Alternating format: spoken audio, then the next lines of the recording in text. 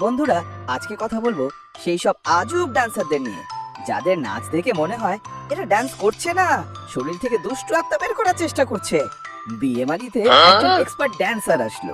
DJ বাজতে না বাজতেই উনি লাফ দিলেন, মনে হচ্ছে যেন পায়ের নিচে কেউ গরম ইট রেখে দিয়েছে। আরে বাড়া, ওকে কেউ থামাতে গেলে বলে, ভাই এটা নতুন স্টেপ। আমি বলেছি, হ্যাঁ নতুন স্টেপ না, বিদ্যুৎ পৃষ্ঠ স্টেপ।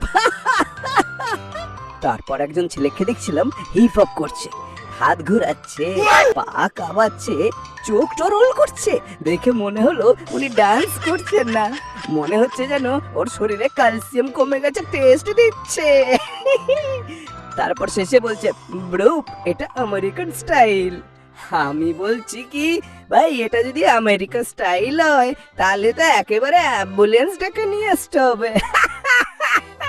ইউটিউব রিলস দেখি একটা গান চলছে দুঃখের, ভালোবাসা ফিরলাম না, আর ক্যামেরার সামনে দাঁড়িয়ে একটা চাবড়ি না আসছে, ঘুরছে, লাফাচ্ছে, ঘোড়া লাফছে।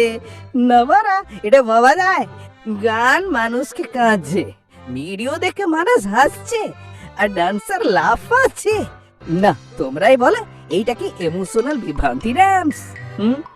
ভাই একদিন স্কুল ফাংশনে এক্সপার্ট ডান্সার বলে মঞ্চে উঠলো, নাচতে গিয়ে হঠাৎ হুচুট খেলো, কিন্তু ওর কনফিডেন্স এতই বেশি যে পড়ে যাওয়াকেও বারা স্টেপ বানিয়ে দিল। আবার সেইটা দেখে শিক্ষক মশাই মনে করলো, বাহ দারুণ স্টেপ। আমি বলি কি, তাহলে এই ড্যান্স স্টেপটার একটা নাম রাখা যাক, জোরে হোঁচট লেগে বাঁচা ড্যান্স।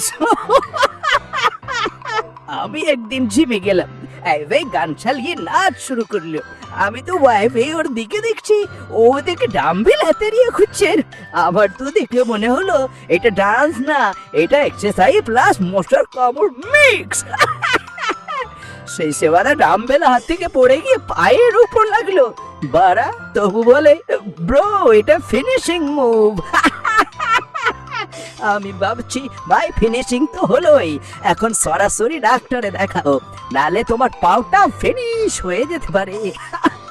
বন্ধুরা, ডান্স করে খারাপ কিছু না, কিন্তু ভাই যদি ডান্সটাই হয় আগে আয় না ট্রাই করিনি, না হলে একদিন দেখবো হাঁচি নিলেন, তারপরেও ক্যাপশনে লিখবেন my new dance capes must try. আরে সাবস্ক্রাইব করো আর পরের বাকি ভিডিওটাও কমেন্ট করো।